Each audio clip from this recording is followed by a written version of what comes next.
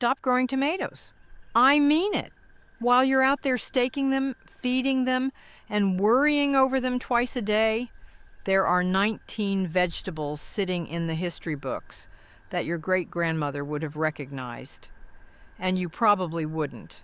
They're 3 times easier to grow, twice as nutritious, and most of them actually do better when you leave them alone. Plant number 7 on my list spreads so aggressively through European gardens that some communities tried to have it banned. Plant 14 produces 10 times more food per square foot than anything you're likely growing right now. These 19 vegetables fed entire generations. Then we forgot them. Today, I'm bringing them back. Before we get into them, I want to know, which modern vegetable frustrates you most? Tomatoes that crack before you can pick them? Lettuce that bolts the second summer hits? Drop your answer in the comments. And if gardening has ever felt harder than it ought to, harder than it should be for something humans have done for 10,000 years, give this video a thumbs up. All right, let's go through all 19. Plant 1 is purslane. Most gardeners pull this straight out of the ground and throw it in the compost, not realizing they're tossing one of the oldest vegetables humans ever cultivated.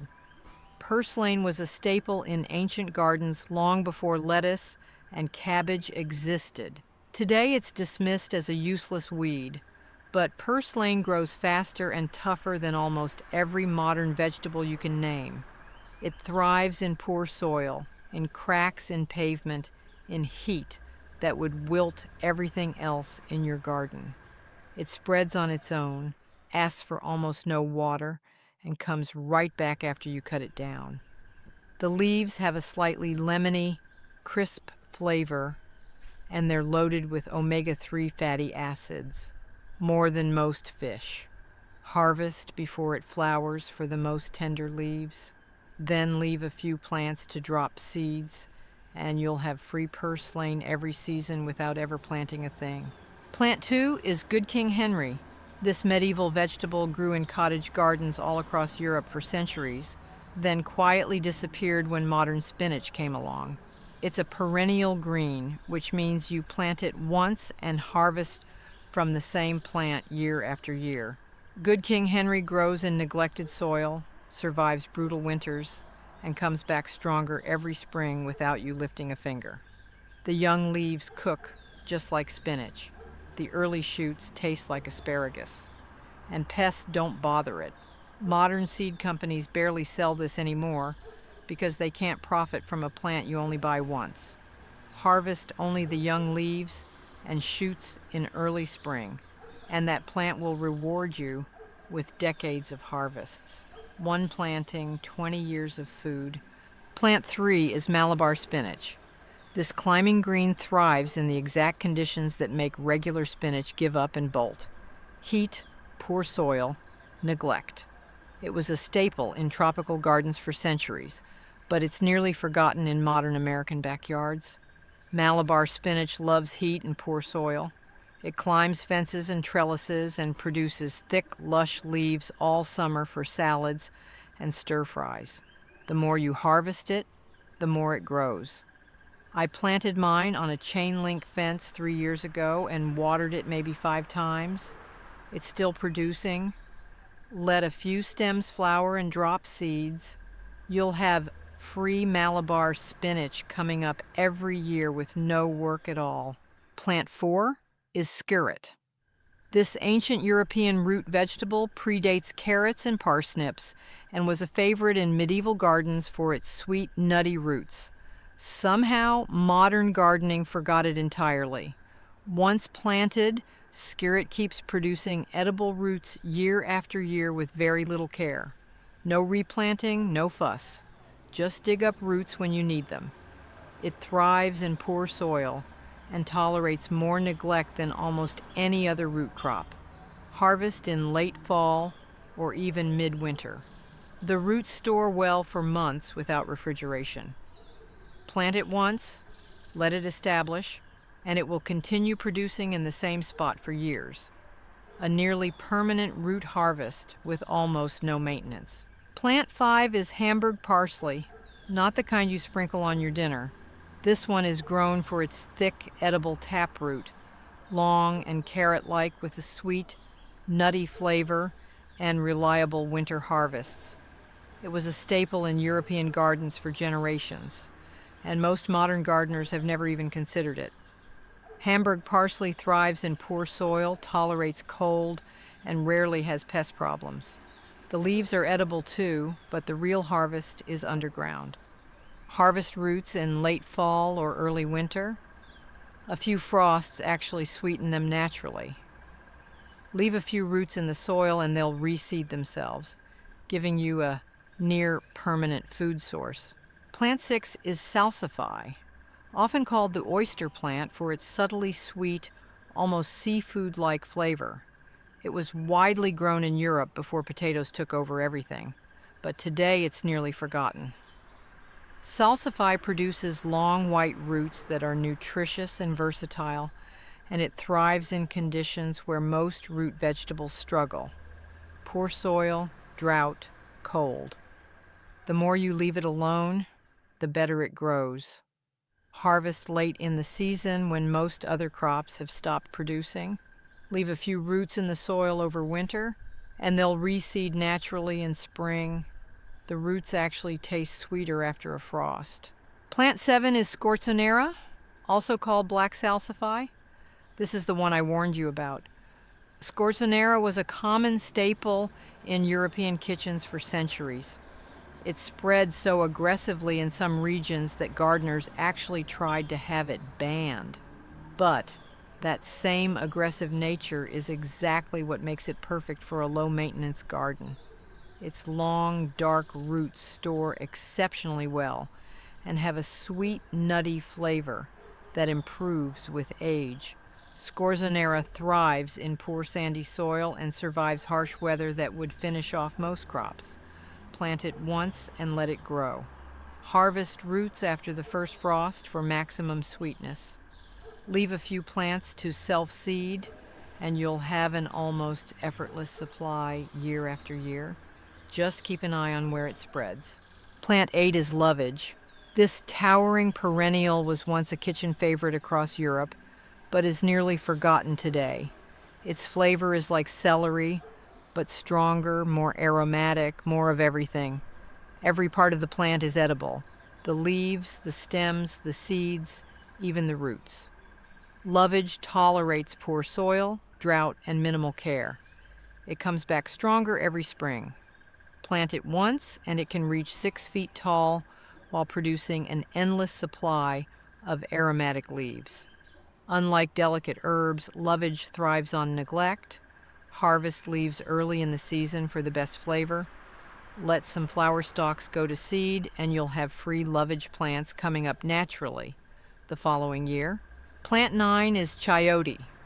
This climbing vine produces a squash-like vegetable that's been almost forgotten outside tropical regions. Families across Central and South America prized it for its prolific harvests and genuinely low maintenance. Chayote vines cover fences and trellises and produce dozens of fruits year after year with very little care. It thrives in poor soil, tolerates intense heat, and rarely has pest problems. And every single part of the plant is edible: the fruits, the leaves, the young shoots, even the roots. Let a few fruits fall and sprout naturally. Once a chayote vine is established, it can produce for many years, turning a neglected corner of your yard into a self-sustaining food source. Plant 10 is the Egyptian walking onion, and this one is something special. It's a perennial onion that was once widely grown but has nearly disappeared from modern gardens. Unlike regular onions, this one produces small bulblets at the top of its stalks. When those stalks get heavy, they bend over, the bulblets fall to the ground, and they grow into new plants. It literally plants itself. It slowly walks across your garden year after year, multiplying without you doing a thing. You can harvest both the green tops and the bulbs. I had a viewer in Minnesota who planted a handful 3 years ago. She now has a 15-foot patch that feeds her family year-round without ever replanting a single bulb.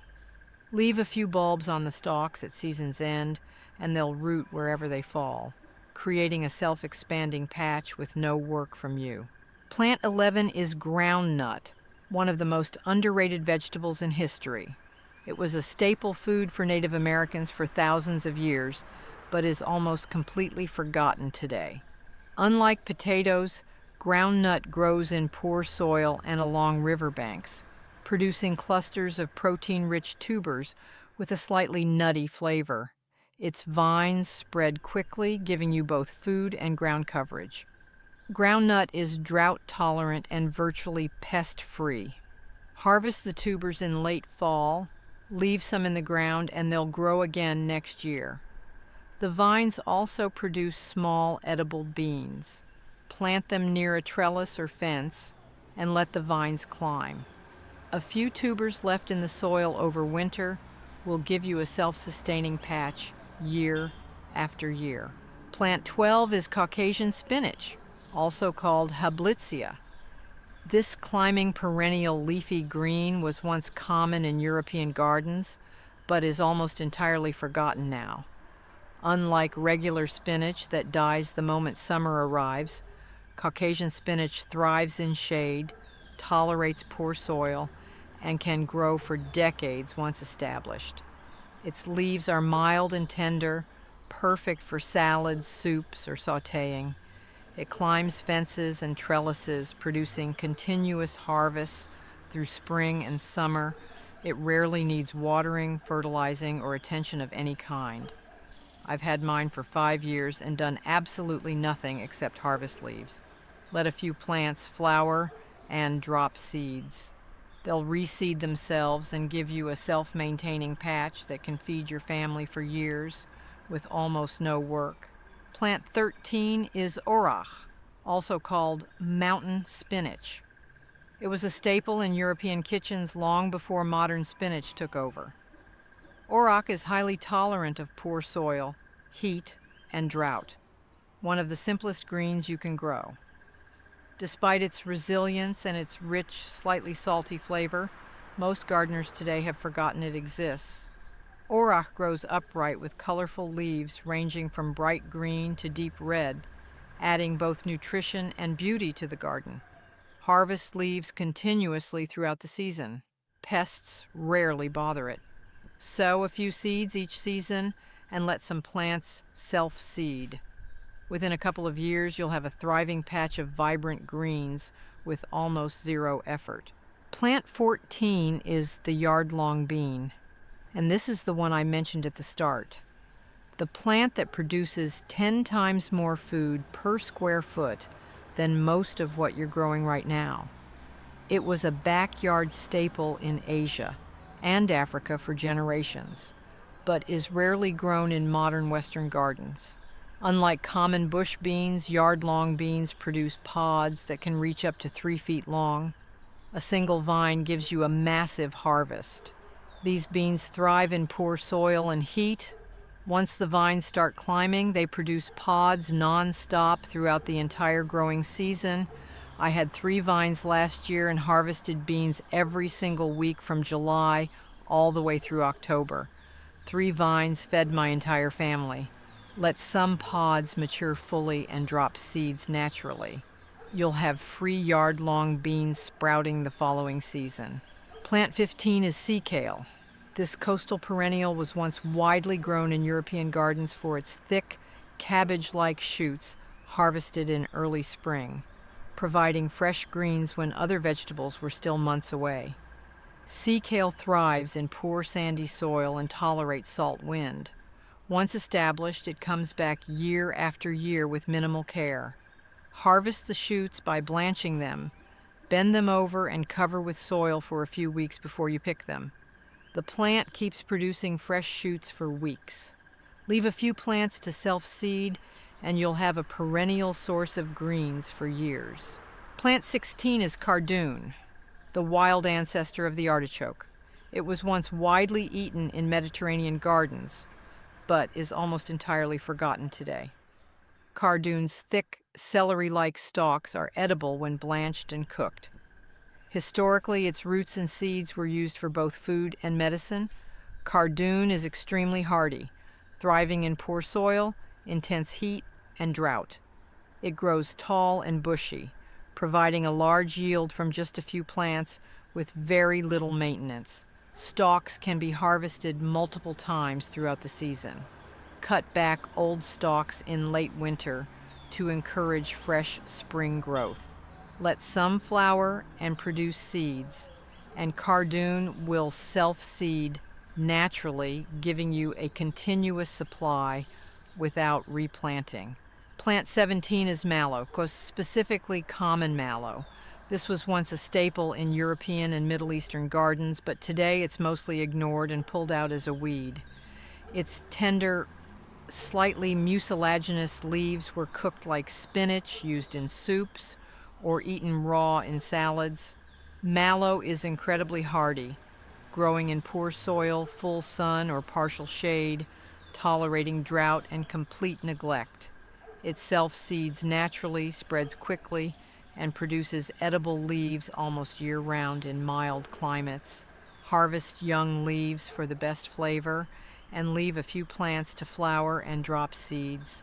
Within a single season, you'll have a self-sustaining patch of nutritious greens that keeps coming back without you doing anything. Plant 18 is okay. A colorful Andean tuber that was once a staple food in South America, but has almost disappeared from modern gardens. Its small, waxy tubers come in shades of red, purple, and yellow. They're rich in carbohydrates and nutrients, and historically were grown alongside potatoes and quinoa. Oca thrives in poor, well-drained soil and tolerates cool temperatures better than many modern root crops. It produces both tubers and edible leaves, giving you multiple harvests from a single planting. Leave a few tubers in the ground at season's end, and they'll sprout new plants next year, creating a nearly self-sustaining supply of colorful, nutritious roots. Plant 19 is crosson, also called Chinese artichoke. This is one of the most unique vegetables on this entire list. It's a small, spiral-shaped tuber, once popular in both Europe and Asia, but now almost completely forgotten. Its crunchy, nutty-flavored roots were prized in stir-fries, soups, and pickles. Crosson thrives in loose, well-drained soil and tolerates neglect, heat, and poor conditions. It spreads underground, creating clusters of tubers harvested in late fall. It rarely needs fertilizer, irrigation, or pest control. Leave a few tubers in the ground after harvesting, and they'll grow into new plants next season, giving you a self-replenishing crop year after year. And there you have it. 19 forgotten vegetables that prove modern gardening has been making things harder than they need to be. You don't need perfect soil, daily watering, expensive fertilizers, or constant attention. You just need the right plants. Plants that want to grow, not plants that fight you every step of the way. Here's what I want you to do right now. Pick 3. Don't overwhelm yourself. Just pick the 3 that excited you most and commit to trying them this season. Plant them, step back, and watch them thrive. And if this video changed how you think about your garden, share it with one person who struggles with theirs. Help me spread the word that the right plants don't need you to work this hard. Subscribe if you haven't already. Next week, I'm showing you 12 perennial vegetables that produce food for 20 or more years from a single planting. You don't want to miss that one. Your ancestors didn't struggle in the garden the way we do.